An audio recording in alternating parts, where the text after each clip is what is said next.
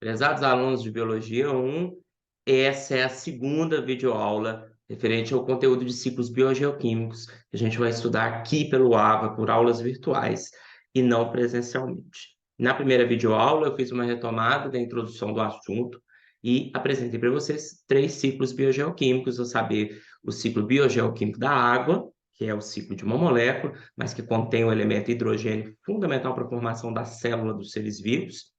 Também vimos o ciclo do carbono e também o ciclo do oxigênio. Nessa segunda videoaula, a gente termina com o ciclo do fósforo, o ciclo do enxofre e, no fim, o ciclo do nitrogênio, que é o único que nós vamos ver também em aula presencial devido à sua importância e aquela questão que todos os anos ele é cobrado nas questões do Exame Nacional do Ensino Médio. Para cada um dos ciclos que a gente vai estudar hoje, a gente vai continuar avaliando a importância biológica do elemento, tá? O principal fonte usada desse elemento pelos seres vivos, os processos-chave envolvidos no ciclo biogeoquímico daquele elemento, reforçando que esses processos podem ser biológicos, geológicos, químicos e físicos. E, ao final, nós vamos comentar os principais reservatórios presentes no planeta Terra desse elemento que a gente está avaliando no ciclo biogeoquímico. Ok? Então, a gente continua na mesma pegada. Bom, o primeiro ciclo que nós trabalharemos na aula de hoje é o ciclo biogeoquímico do fósforo, tá, pessoal? E a gente tem que entender primeiro, na minha opinião aqui, por que o fósforo tem uma importância biológica muito grande. Primeira questão é que o fósforo, ele é matéria-prima para a produção dos ácidos nucleicos. E aí a gente tem que lembrar que os ácidos nucleicos presentes nos seres vivos são o DNA, que também é o material genético de todos os seres vivos da Terra, e o RNA. Nas nossas aulas de bioquímica, a gente vai aprender que o DNA e o RNA, para serem constituídos, eles têm a presença de átomos do elemento fósforo, tá? Além disso, o fósforo é fundamental para a produção de uma molécula conhecida como ATP, tá? E nas aulas de metabolismo, a gente vai aprender que o ATP é a forma pela qual todas as células de todos os seres vivos armazenam energia metabólica. Então, aquela energia, a gente fica falando que o ser vivo tem que gastar para se manter vivo, a energia da respiração celular, é guardada na forma dessa molécula ATP dentro da célula. E o ATP só existe na presença do fósforo, tá? Para todos os seres vivos também, o fósforo é fundamental para a produção de um tipo de lipídio, um tipo de gordura, conhecida como fosfolipídio, que é matéria-prima para a produção da membrana plasmática, tá? A membrana plasmática, a gente vai estudar nas aulas de citologia, ela é uma membrana que reveste a célula de todos os seres vivos e é basicamente formada por um tipo de lipídio que tem fósforo na sua constituição, tá? Todas essas funções que a gente listou até agora são funções do fósforo aplicadas a todos os seres vivos. Quando a gente analisa especificamente os vertebrados,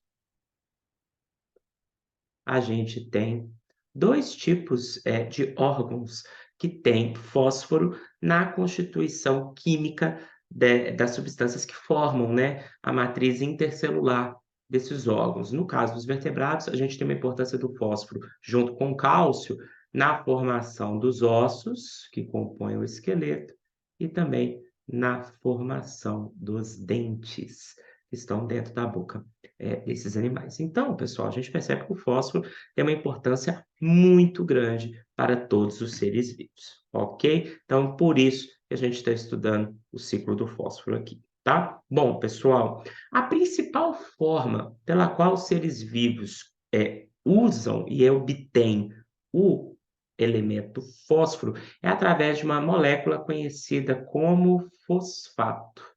Tá, gente? O fosfato, ele é uma molécula mineral, aqui a gente está vendo alguns tipos de rocha que tem alta concentração de fosfato na sua constituição, E a fórmula química do fosfato é um átomo de fósforo ligado a 4 átomos de oxigênio, adquirindo aí uma carga eletrônica, né, de 3 cargas negativas, tá? Então, portanto, os seres vivos utilizam como fonte de fósforo para todas aquelas atividades ali, todas aquelas funções, utilizam o fosfato, tá? E a gente então vai ver como que ocorre, né, o ciclo do fósforo e, obviamente, muitas vezes envolvido, constituído, né, na molécula de fosfato nos ecossistemas, tranquilo? Já vou aproveitar para dizer que o principal reservatório de fósforo, ou melhor dizendo, de fosfato na natureza, são rochas sedimentares, tá? Que podem estar tanto no ambiente terrestre quanto no ambiente aquático, e essas rochas sedimentares, na grande maioria delas, sempre são de origem marinha. Vocês não podem esquecer é que no ambiente terrestre a gente tem várias regiões que no passado muito antigo eram regiões cobertas por oceano, cobertas por mares, devido ao movimento das placas tectônicas ao longo da história da Terra. Essas regiões hoje não têm mais cobertura oceânica, mas já tiveram. E muitas dessas regiões têm rochas sedimentares ricas em fósforo na fórmula de fosfato. E é a partir daí que nós vamos ver que o fósforo ele entra nos ecossistemas, tá? O ciclo do fósforo, pessoal, ele tem processos-chave, basicamente físicos e geológicos, tá? E aí a gente tem o intemperismo das rochas sedimentares ricas em fosfato, representando esses processos físicos e geológicos, tá? Fundamentais para a retirada do fósforo do reservatório dele e a entrada dele nos ecossistemas, e processos biológicos, principalmente a assimilação do fósforo pelos produtores, né, e a sua incorporação em moléculas orgânicas que esses produtores produzem, e, obviamente, o processo de decomposição, que tira esse fósforo das moléculas orgânicas, retorna ele para sua forma mineral de fosfato e disponibiliza esse fosfato novamente para os produtores, tá? Outra observação, o ciclo do fósforo, ele é um dos ciclos mais lentos em termos de velocidade, e ele não possui uma fase gasosa. Se vocês relembrarem, o ciclo da água tinha uma fase gasosa, onde a água estava na forma de vapor na atmosfera. O ciclo do carbono tinha uma fase gasosa, onde o carbono estava na molécula de CO2 na atmosfera. E o ciclo do oxigênio, como a gente viu, ele também tem uma fase gasosa importante, uma vez que o principal reservatório de oxigênio do planeta é o gás oxigênio, que compõe 21% da nossa atmosfera. Ciclo do fósforo não vai ter fase gasosa. O máximo que a gente vai encontrar aqui nas explicações dele são partículas de poeira advindas do intemperismo de rochas ricas em fosfato, que ficam em suspensão no ar, mas que depois se sedimentam e voltam ao ambiente aquático ou ao ambiente terrestre, tá? Bom, vamos aqui, pessoal, vou apagar essas anotações para é, a gente explicar os processos-chave envolvidos no ciclo do fósforo. Bom, como eu disse para vocês, o fósforo, tá? Ele tá como principal reservatório rochas sedimentares de origem marinha que podem estar tanto no ambiente terrestre, vindas de regiões do oceano que regrediram ao longo dos movimentos das placas tectônicas, ou rochas oceânicas ainda que têm grande quantidade de fósforo, tá? Graças ao intemperismo, né, pessoal, e a gente sabe que essas rochas ricas em fosfato, em fósforo, sofrem ação da chuva, do vento, dos próprios seres vivos, né? E sofre esse processo de desagregação, sofre esse processo de modificação da rocha, que leva à retirada de partículas. E esse intemperismo vai levar à remoção do fósforo da rocha e entrada, né, dele no ambiente terrestre, né, dissolvido na água de rios e lagos, e aí esse fosfato advindo, né, do intemperismo das rochas que representam o seu reservatório. Esse fosfato é absorvido pelas raízes dos produtores do ambiente terrestre, as plantas, e essas plantas fazem a assimilação desse fosfato nas suas moléculas orgânicas, né? O fosfato é um mineral, como vocês sabem, e ele, a partir do intemperismo da rocha, cujo reservatório ele representa, ele passa a ser incorporado pelos produtores do ecossistema terrestre, as plantas, nas suas moléculas orgânicas, que contêm fósforo na sua constituição. A partir, então, da disponibilização de biomassa, agora que também tem fósforo, na forma de alimento para todos os consumidores, o fósforo continua sendo transmitido na cadeia alimentar terrestre, uma vez que os consumidores, ao ingerirem a biomassa do produtor, fazem a ingestão de fósforo, agora incorporado na matéria orgânica pelos produtores nos ecossistemas terrestres. Todo mundo gera restos de biomassa perdido ou excretas, e todos os indivíduos do ecossistema terrestre acabam chegando a uma morte. Toda a matéria orgânica de produtor e de consumidor no ambiente terrestre, ela é utilizada pelos decompositores, e como nós falamos, toda a matéria orgânica na decomposição é transformada em matéria inorgânica. Então, gente, todas as substâncias que contêm fósforo na sua constituição, que compõem matéria orgânica dos produtores e consumidores do ambiente terrestre, por ação da decomposição de fungos e bactérias, ela é transformada em quem? Em fosfato. E esse fosfato mineral, ele no ambiente terrestre pode ser reutilizado pelos produtores, né? Ou através de processos, né, em que esse fosfato do ambiente terrestre é lavado pela água da chuva, que escorre pela superfície da Terra, ele sofre um processo de lixiviação. Então, esse fosfato que está na Terra se mistura com a água da chuva, por escoamento superficial, essa água da chuva carrega esse fosfato, e esse fosfato vai para o ambiente aquático, tá?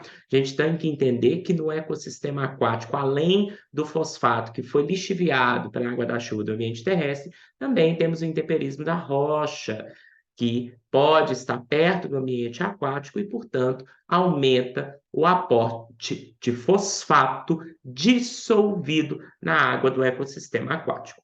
Temos que lembrar que os ecossistemas aquáticos têm os seus produtores, e aí a gente está falando dos produtores do ecossistema aquático, principalmente o fitoplâncton, né? As algas pluricelulares, e dentro do fitoplâncton a gente tem as algas uni e as cianobactérias.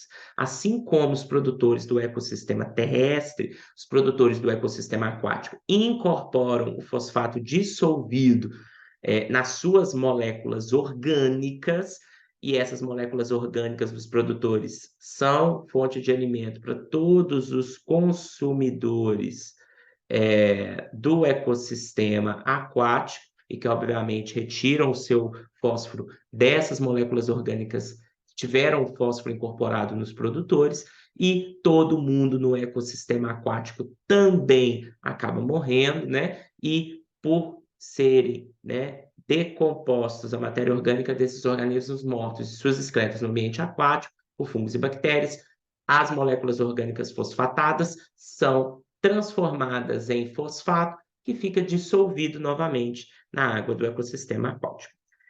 Em específico, nos ecossistemas aquáticos, principalmente falando de ecossistemas oceânicos, acaba acontecendo que boa parte do fosfato dissolvido na água, muitas vezes ele se sedimenta, ele vai se acumulando no fundo do oceano. E quando esse fosfato se sedimenta no fundo do oceano, formando rochas sedimentares ricas em fosfato, ele no oceano fica indisponível para a comunidade aquática, porque dentro do oceano não ocorre intemperismo da rocha que forma o fundo do oceano. Então, esse fosfato fica aprisionado no fundo do oceano por sedimentação, ele fica indisponível para os seres vivos, ok? Só para completar, como eu disse, o ciclo do fósforo não tem fase gasosa, o máximo que a gente observa é que, devido ao intemperismo da rocha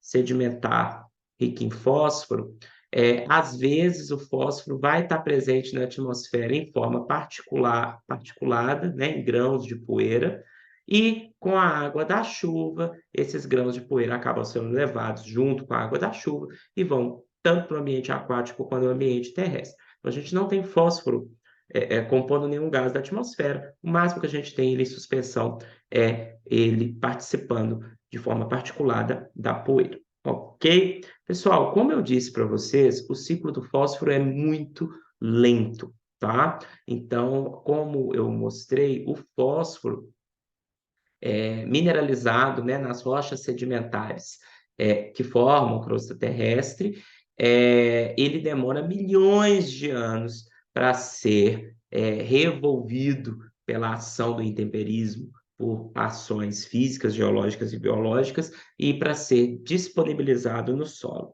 Demoram-se escalas de dias a anos para que esse fosfato do solo seja incorporado pelos produtores e pelos consumidores na sua biomassa, na sua matéria orgânica. Essa mesma velocidade também demora muito nos lagos e rios, tá? E a dinâmica do fósforo, demonstrada aqui por essas escalas de tempo, mostram para nós que o fósforo tem um ciclo muito lento. Bom, para terminar, gente, a gente tem que lembrar que, como eu mostrei, o fósforo, na sua forma mineral de fosfato, ele é um nutriente limitante para as plantas, tá? Então, na agricultura, um dos principais tipos de sal mineral que os agricultores usam nos adubos adicionados às plantações para disponibilizar uma boa produtividade vegetal é adubo contendo fosfato, porque os solos muitas vezes são pobres nesse sal mineral e ele é limitante para a produção das plantas, em virtude daquelas importâncias biológicas que eu mostrei no slide anterior. Por esse motivo, muitos dos adubos químicos que os produtores rurais adicionam ao solo das plantações, eles contêm fosfato, fonte de fósforo, na sua constituição, tá bom? E, obviamente, a adição desses adubos nas plantações acaba gerando nos ecossistemas terrestres próximos às plantações e, obviamente, nos ecossistemas aquáticos, gera um aumento da quantidade de fósforo na forma de fosfato presente, e isso pode gerar desequilíbrios ecológicos que a gente vai estudar nas nossas aulas de alterações ambientais. Tranquilo? Então, aqui, pessoal, a gente viu de forma simples e direta o ciclo do fósforo. Tranquilo? Bom, dando continuidade, agora a gente vai falar do ciclo do enxofre. Pessoal, o ciclo do enxofre ele é um ciclo que tem uma importância biológica bem menor, tá? Então, eu não vou ficar gastando muito tempo com enxofre, não. Vou dar só algumas ideias básicas para vocês entenderem, óbvio, porque ele faz parte daquele grupo seleto de 6 elementos químicos que tem importância para a formação da célula dos seres vivos. Bom, pessoal, a principal fonte de enxofre para os seres vivos é a molécula de sulfato, tá? Que é um sal mineral representado pela fórmula SO4-2, tá? E, obviamente, os produtores conseguem esse sulfato dissolvido no solo, porque ele é um mineral presente no solo, e incorporam o enxofre na sua biomassa, na sua matéria orgânica. Por sua vez, esses produtores, ao disponibilizarem biomassa para os consumidores dos ecossistemas que eles estão, disponibilizam agora o enxofre na forma de molécula orgânica, tá bom? O reservatório principal de enxofre da Terra é mesmo um enxofre na forma de sulfato no solo, e os processos-chave desse ciclo do enxofre, como a gente vai dar uma olhadinha aqui agora, são principalmente químicos, geológicos e biológicos, tá? Bom, pessoal, a atividade vulcânica que ocorre nos vulcões, essas erupções, acabam disponibilizando na atmosfera o enxofre em 3 formas químicas, tá? Uma delas é o H2S, que nada mais é do que o sulfeto de hidrogênio, tá? É um gás extremamente tóxico, com cheiro desagradável, que muita gente associa ao enxofre, tá? Além disso, nas emissões vulcânicas, ocorre também lançamento de enxofre na atmosfera na forma de dióxido de enxofre, que também é um gás, incolor, de odor acre picante, muitas vezes também associada à questão da presença do enxofre. E também de forma particulada, os vulcões acabam emitindo para a atmosfera moléculas de sulfato, beleza? Além disso, pessoal, os organismos, a onda, a movimentação dos oceanos acaba retirando sulfato dissolvido na água do oceano, e esse sulfato também pelas ondas oceânicas, ele acaba sendo lançado na atmosfera. Tranquilo? Os seres vivos dos ambientes aquáticos oceânicos também emitem enxofre na forma de alguns compostos reduzidos de enxofre, que também são lançados na atmosfera, né, compondo todo esse rol de substâncias com enxofre que estão presentes na atmosfera do nosso planeta. E são esses compostos reduzidos que são produzidos pela atividade biológica dos organismos da comunidade oceânica. São eles o sulfeto de hidrogênio, o mesmo que os vulcões lançam, o H2S, os seres vivos também conseguem produzir essa substância como metabólito, e ela acaba sendo, né, lançada no ar. Também produzem o metil mercaptana, cuja fórmula é o CH4S, também conhecido como metanotiol, tá? E duas moléculas de dimetil, o dimetil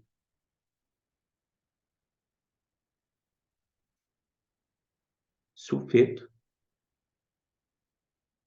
cuja fórmula molecular é CH2HH6S, e o dimetil disulfeto,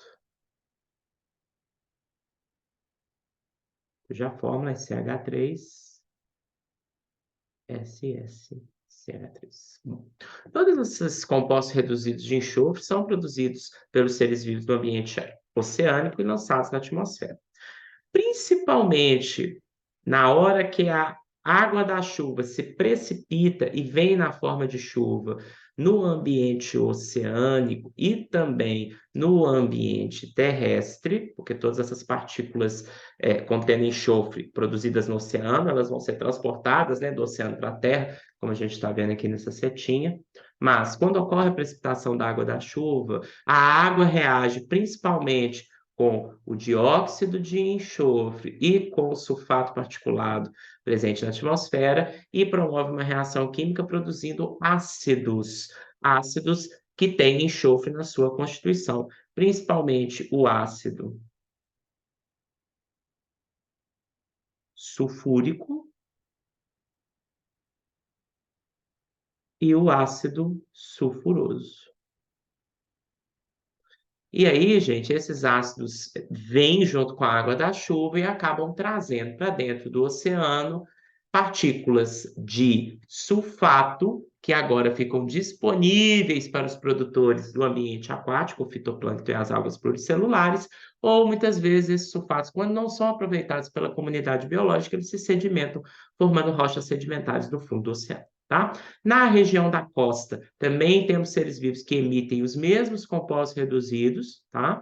E, obviamente, a gente também, na comunidade terrestre, os produtores e os consumidores emitindo esses mesmos compostos reduzidos de enxofre para a atmosfera, compondo esse rol de substâncias de enxofre que, quando tem a precipitação, acabam voltando para o ambiente terrestre na forma de ácidos, tá? Também temos a deposição de algumas espécies de enxofre na forma de poeira, né? E aí é o que a gente chama de deposição seca, e essas partículas então se depositam principalmente na região da costa, e não podemos esquecer que devido à ação antrópica da queima de combustíveis fósseis, porque temos que lembrar que além da presença do carbono, os combustíveis fósseis derivados do petróleo e também do carvão mineral tem grandes quantidades de sulfato na sua constituição. E quando esse sulfato presente nos combustíveis fósseis, ele participa da reação de combustão para a produção de energia, ele acaba sendo emitido para a atmosfera na forma de um poluente, que é o gás dióxido de enxofre, e que compõe, junto com o sulfato particulado e todos esses outros compostos reduzidos de enxofre, todo aquele rol de substâncias contendo enxofre que na chuva voltam para a Terra na forma de ácidos, tá? E a gente vai aprender que uma das consequências da poluição do ar é o aumento da chuva ácida, que é essa chuva que tem ácido sulfuroso ou sulfúrico, que pode causar sérios problemas às comunidades biológicas e também à infraestrutura, às construções do ser humano, ok? E aí, pessoal, a gente fala agora do ciclo do nitrogênio, tá? Ciclo do nitrogênio, como eu disse para vocês, é o mais importante para nós aqui em Biologia 1, porque o nitrogênio, perdão, ele tem uma importância biológica muito grande, como a gente vai dizer agora. Além disso, é um dos assuntos que é mais cobrado no Enem. Por isso que a gente vai ter essa aula virtual, para vocês voltarem e estudarem o ciclo do nitrogênio, mas veremos ele também na nossa aula presencial. Bom, qual que é a importância biológica do nitrogênio? Gente, o nitrogênio, ele é fundamental para a constituição de duas moléculas orgânicas que existem na célula de todos os seres vivos. Então, o nitrogênio, ele é elemento fundamental para a produção das proteínas, que são as moléculas orgânicas mais abundantes em todos os seres vivos, e dos ácidos nucleicos. E aí, quando a gente estiver falando de ácido nucleico, estou falando de DNA, material genético dos seres vivos, e do RNA. Olha, Rafael, então o fósforo também era importante para a constituição dos ácidos nucleicos. Exatamente.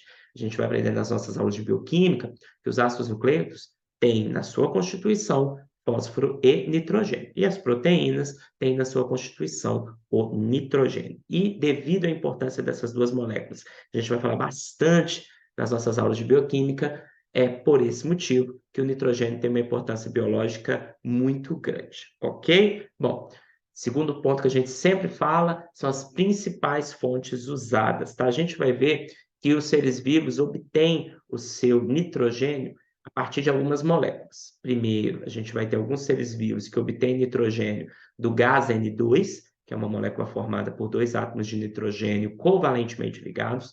Alguns organismos obtêm o nitrogênio da substância conhecida como amônio, NH4, tá?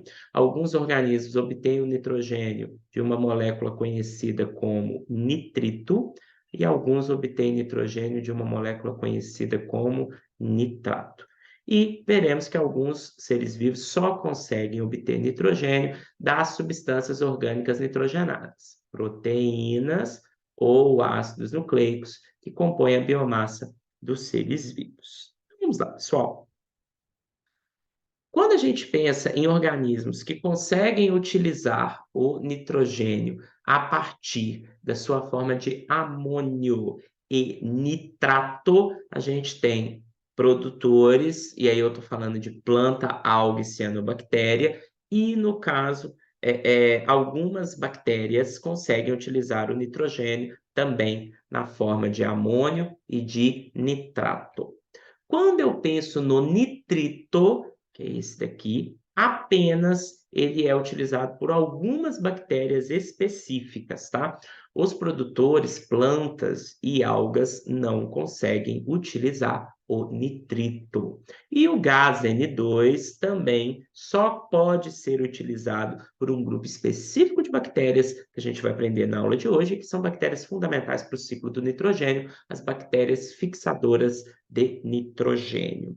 E o nitrogênio orgânico, né, o nitrogênio incorporado em moléculas orgânicas, o nitrogênio presente nas proteínas e nos ácidos nucleicos, ele é utilizado por todos os consumidores dos ecossistemas, tá? Tanto os heterotróficos, consumidores animais e outros, como os decompositores heterotróficos, que também utilizam o nitrogênio na forma orgânica, tá? Bom, principal reservatório de nitrogênio do nosso planeta, ele é o gás nitrogênio presente na atmosfera, que é o gás mais abundante na nossa atmosfera atual, representando 79% do volume da atmosfera, tá? Então, como está aqui, o principal reservatório é o do gás nitrogênio. E a gente observa que a gente tem uma movimentação entre esse principal reservatório e os outros reservatórios de nitrogênio do planeta que tem uma contribuição muito pequena, tá? Então, esse nitrogênio, nas suas várias formas no ecossistema aquático, e o nitrogênio, nas suas várias formas no ecossistema terrestre, ele tem um estoque muito pequeno em comparação a todo o nitrogênio que compõe a nossa atmosfera. E aqui a gente já está vendo alguns processos envolvidos no ciclo do nitrogênio, né? Como a fixação biológica do nitrogênio, o processo de transformação desse nitrogênio fixado biologicamente nos ambientes, principalmente no ambiente do solo, né? A entrada desse nitrogênio nos ecossistemas e a incorporação dele pelos produtores em nitrogênio orgânico e o processo que fecha o ciclo, né, pessoal? A desnitrificação, que é a retirada do nitrogênio, né, de sua forma mineral presente nos ecossistemas aquáticos e terrestres e o seu retorno para a atmosfera, tá? Pessoal, diferente de todos os outros ciclos que nós estudamos até o momento, o ciclo do nitrogênio é um ciclo que tem grande participação dos processos biológicos. Rafael, tem processo químico? Tem. Tem processo geológico? Tem, mas os principais processos envolvidos no ciclo do nitrogênio são processos biológicos, e é por isso que o ciclo do nitrogênio tem uma importância muito grande na biologia, tá? Então vamos lá, gente. Os processos-chave envolvidos aqui no ciclo do nitrogênio, a gente vai começar então com o primeiro deles, que é o que a gente chama de fixação biológica do nitrogênio, tá? A fixação biológica do nitrogênio, pessoal, é um processo realizado por alguns tipos de micro-organismos conhecidos como bactérias fixadoras de nitrogênio, tá?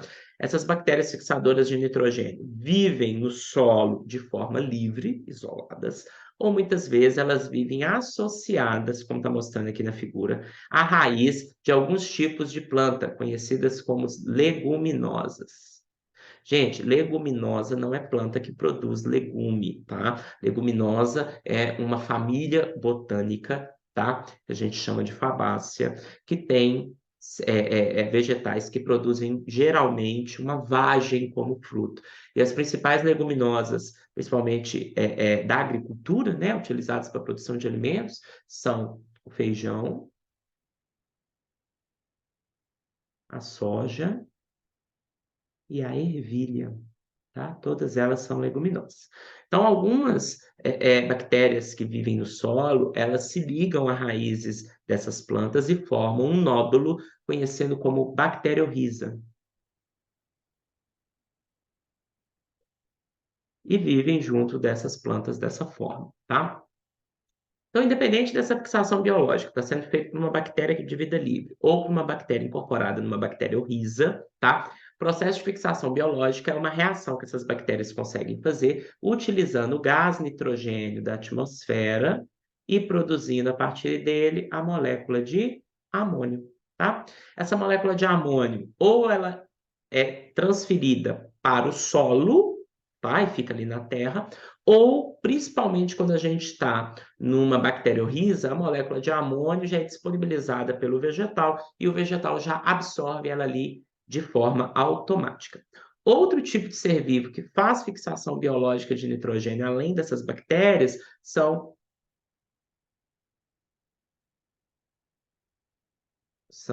as cianobactérias, tá? Bom, esse amônio, pessoal, que fica aqui no solo, tá? Ele é alvo de um processo que transforma o amônio em nitrito e depois o nitrito em nitrato. Essas reações de transformação do amônio em nitrito e nitrato são reações que a gente chama de nitrificação. E elas ocorrem em duas etapas. A primeira, que é a reação de transformação do amônio em nitrito, a gente chama ela de nitrosação. E ela é realizada por um tipo de bactéria do gênero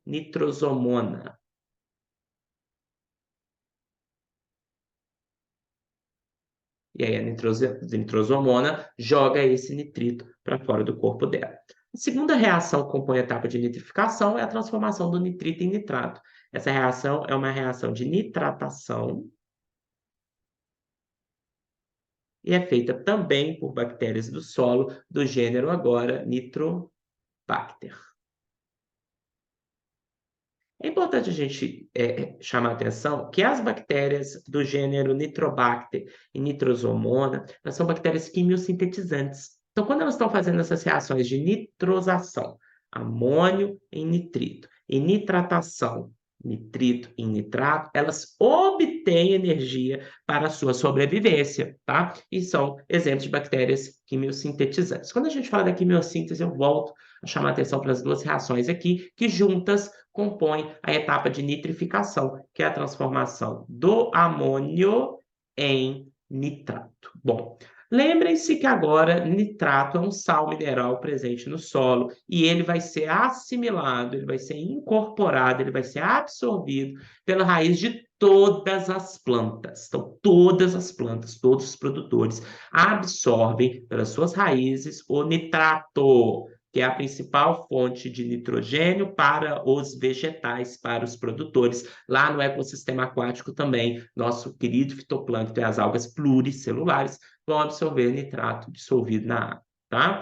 Lembrem-se que quando a gente está numa planta leguminosa que tem bacteriorrhiza na sua raiz, tem bactéria fixadora de bionitrogênio na sua raiz, esse tipo de planta absorve, assimila o amônio diretamente do nódulo. Agora, todas as outras plantas que não têm bacteriorrizas vão utilizar o nitrogênio na forma de sal mineral nitrato dissolvido no solo. As plantas vão fazer essa assimilação e incorporam esse nitrogênio agora nas suas moléculas orgânicas nitrogenadas, que são quem? Não pode esquecer, proteínas e ácidos nucleicos. Essas duas moléculas orgânicas agora formam a biomassa dos produtores, e essa biomassa dos produtores serve de alimento para os consumidores, que obtêm o nitrogênio apenas a partir dessas moléculas orgânicas nitrogenadas. E aí a gente tem os vários consumidores ao longo da cadeia, cada um obtendo nitrogênio a partir do nitrogênio orgânico em proteína e ácido nucleico do consumidor anterior. Vocês sabem que tanto os produtores quanto os consumidores vão morrer, vão deixar excretas, no caso dos consumidores, e essa matéria orgânica que contém moléculas orgânicas nitrogenadas, ela vai ser fruto, alvo de decomposição pela ação de micro-organismos, bactérias e fungos, que vão fazer a reação de amonificação, que é a reação de transformação do nitrogênio orgânico presente em proteínas e ácidos nucleicos, das excretas e dos seres vivos mortos dos ecossistemas, em amônio. E aí esse amônio, novamente, é fruto da reação de nitrificação e é transformado em nitrito e depois em nitrato. É um ciclo, né, gente? Então a gente precisa fechar o ciclo. Começamos com o nitrogênio gasoso da atmosfera, precisamos terminar com ele também. Então, um último grupo de bactérias, conhecidas como bactérias desnitrificantes, que também são bactérias do solo, elas conseguem pegar o nitrito e transformar em nitrogênio gasoso e devolver esse nitrogênio para a atmosfera, fechando o ciclo do nitrogênio. Então, vocês perceberam que é um ciclo puramente biológico? A gente tem a participação de bactérias fixadoras de nitrogênio, cianobactérias fixadoras de nitrogênio, bactérias nitrificadoras que fazem a nitrosação e a nitrificação. Temos a assimilação do nitrato pelos produtores, incorporando ele no nitrogênio orgânico das proteínas e dos ácidos nucleicos, o consumo desse nitrogênio orgânico por todos os consumidores, a decomposição e a amonificação do nitrogênio orgânico em amônio novamente e a desnitrificação desse nitrato do solo, retornando como nitrogênio gasoso para a atmosfera. É um ciclo praticamente só biológico. E por isso ele é tão importante aqui na biologia, tá?